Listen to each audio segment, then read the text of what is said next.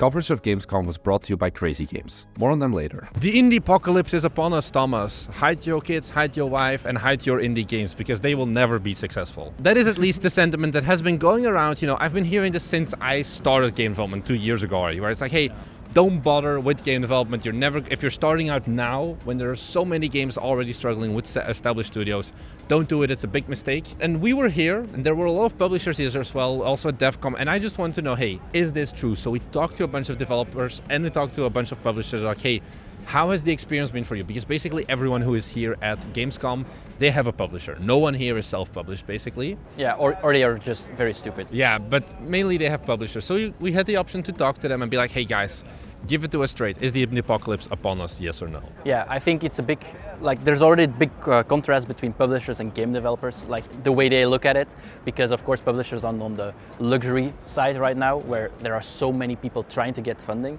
and trying to get published that they have they can just pick whatever they want. Let's be honest, it's rough. I mean, we've already said that in previous videos, but if this is the first video watch, well, it's kind of fucked right now. And the question is, should you get started with game development now, hoping to get funding in a year whenever you got better? You don't think it will get better anytime soon? Because there was a question also hey, do you see this getting better in 1 year, 2 years, whatever? You think it's going to be eternally? I think the problem is that engines have gotten so cheap, there is no barrier to entry anymore. And it's hard to get for that barrier to come back. The only barrier now is, I don't have enough funding to make my game. Exactly, that's why I think it will only get worse when the years pass, because there will be more indie devs all of the time. Mm-hmm. And publishers, they will not be able to scale just as much. Yeah. If we have 2 times the indie games in 2 years, for example, there won't be 2 times publishers. I think that's a good point that you said there, because that was something I talked to the publishers about as well. It's like, hey, there are more games being made, but the amount of games they publish and the quality games that they get is stagnant. Is the same. So let's say that before, for every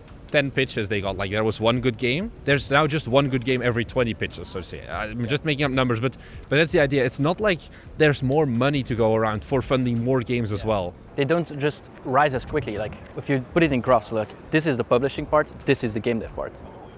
Probably horrible to see on camera. Awesome graph, but it comes... Also, it's the wrong axis anyway. Whatever. Thing is also, this gives publishers a luxury position. That's what you said with, when we talk to publishers about the apocalypse, the publisher kind of oh, it's awesome. Great time to move. And some things that have changed there as well. A good example is that, we've talked about this before, there is no way you're getting funding with a game design document.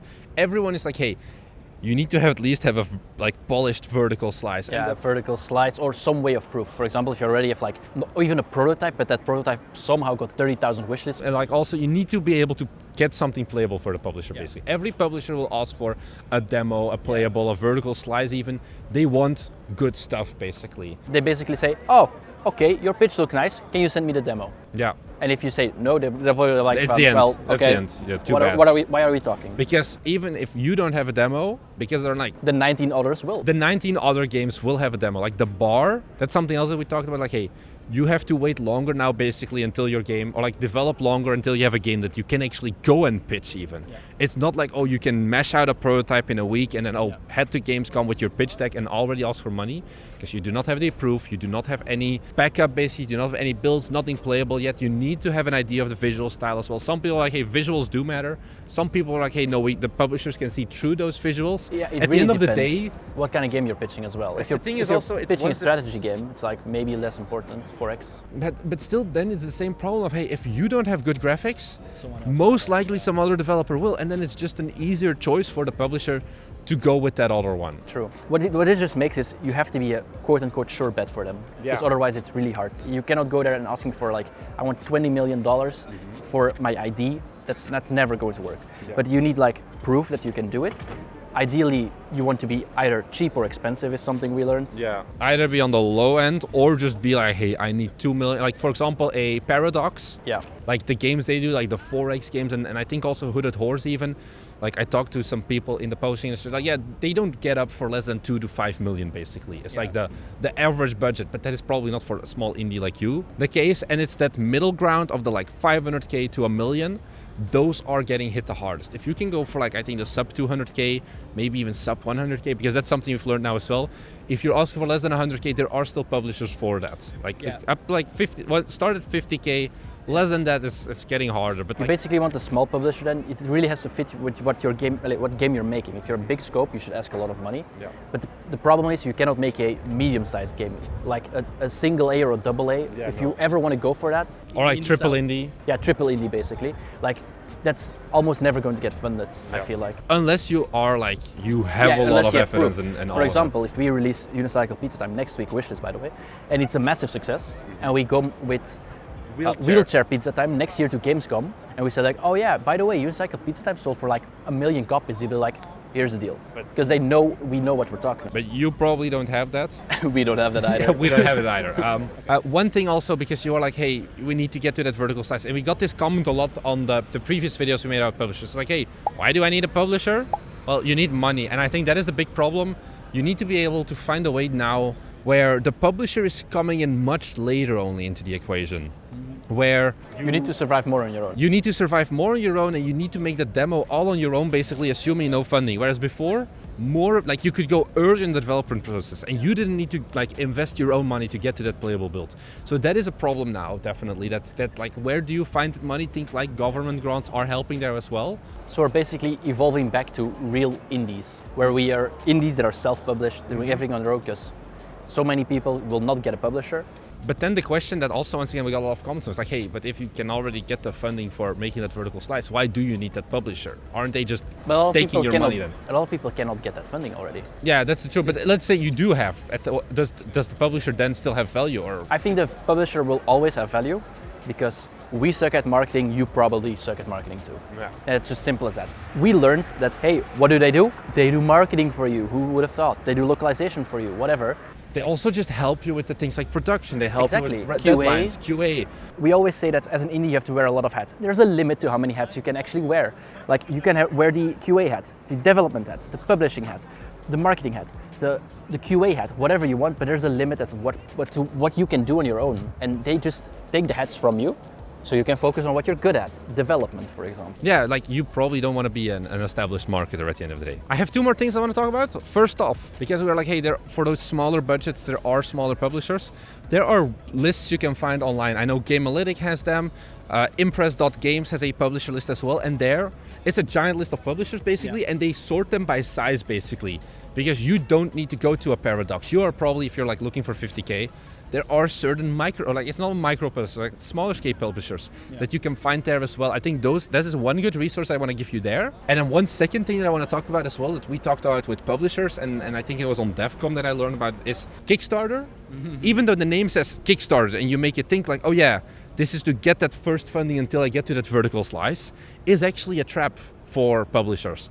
If you get a successful Kickstarter campaign, you actually become less fundable often for publishers. And if you're a successful one, you already proven your game is not good. Yeah. Like, or not worth it, or won't sell, or you cannot get marketing. I think you're honestly better off with a failed Kickstarter campaign than a succeeded one for publishing, because the problem is, you make a lot of promises during those Kickstarter campaigns. Like, for example, you also have Outbound right now. They started like 30K goal or something, and they have suddenly all of those things like, hey, I'm gonna add fishing to my game. I'm gonna add all of these extra activities, and you're then asking the publisher to fund the scope creep that you gave. So what then, a piece of advice there is that you should at least go and talk to your publisher about like, hey, or like a potential publisher of, hey, can I get a second opinion on this? Because if you're suddenly promising like, hey, if you give us $200 for the game, we're gonna give you like a 6-inch figurine of the game and things like that. And then you get a publisher deal as well. The publisher is also gonna have to deal suddenly with sending those things and things like that. So it's kind of counterintuitive, but you will often see games that already have a publisher that then get the Kickstarter as well if they turns out that, hey, we didn't get enough from the publisher and we need a little bit more to bridge that gap. Yeah, what you're saying actually makes sense, because in the end, a publisher probably gives you a lot of freedom, but they will probably also say these things are stupid ideas and they want to back off. But if you already have your scope set in stone because you're doing a Kickstarter, that's a valid point, I guess. So I think to wrap things up, the indiepocalypse. Is it upon us? Yes and no. It will not get better. But I think what will happen is that there will be a shift in how to fund it. Like, there will not be the traditional approach. I mean, it hasn't been there honestly for 2 years, if you ask me, of I make the demo, I make a build or whatever, and I just go to a publisher and it's gonna be great. You also have to look at things like, for example, the grants. You see it with people like us, you see it with Kyle Banks from Farewell North was here, for example, who started with Game Dev YouTube as well. Yeah. Probably used that as his evidence, and he's having a booth here on Gamescom as well. Just looking at other dev, Midnight Stones, he's doing the Kickstarter. I don't know if he's actually planning a publisher even, because if you have the audience, you can get YouTube sponsors, for example. That's another approach. People are getting more creative to get their funding because they understand that, hey, the traditional model of I'm gonna have this cool prototype for like 3 to 6 months, work on it, and then like pitch it to publishers one to 2 months, and a few months later get the funding, is not the case anymore. Everyone we talked about is like, yeah, it's horrible. It takes so many meetings, often multiple meetings with the same publishers with like feedback like, hey, you need to come back later, all of that. It takes a long ass time to get that funding. And I think just knowing that and planning for that when you are starting your studio is important. Don't go in here and be like, hey, I'm just gonna make a good game and I'm gonna get publisher pitches and that's it. That's not the approach anymore. I do like what Jason Del Rocca says of assume you're going to have to self-publish your game. Yeah. If you could get a publisher later on down the line, that's bad for the worst, hope for the best. But yeah, indeed, don't expect there to be a publisher. I think that about wraps up the Gamescom daily footage. We'll be going back to 2 videos every week now. We still have 2 videos that are like a little bit more edited and a little more in-depth. We'll talk about those next week.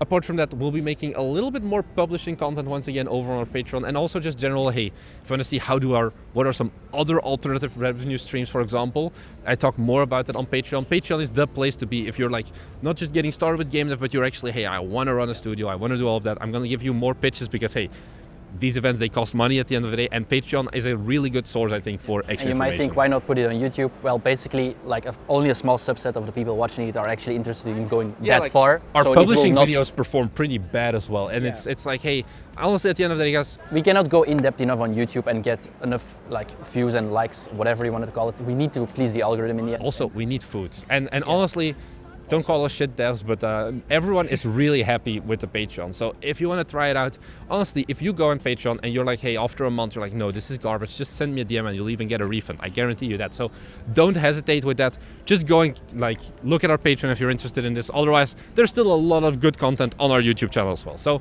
thank you very much for watching these videos. Thank you for tuning into the Gamescom live streams. If you haven't checked out those, check out those as well. And apart from that, that's all we have to say. So thank you very much for watching, and we'll see you guys in the next one. Bye. Coverage of Gamescom has been brought to you by Crazy Games. They don't just make cool hats, but they also make a cool platform to export your web games to their platform, Crazy Games. It's basically itch.io, but you can work with monetization, either in-app purchase or advertising, to actually earn some money from your game. They give you an audience as well, so you don't just have 4 installs. So they're a really cool solution, honestly. If you're just getting started with game development, maybe you're not ready for a full Steam release. And hey, they brought you all of this coverage. So thank you very much to Crazy Games once again, and we'll see you guys in the next one. Bye!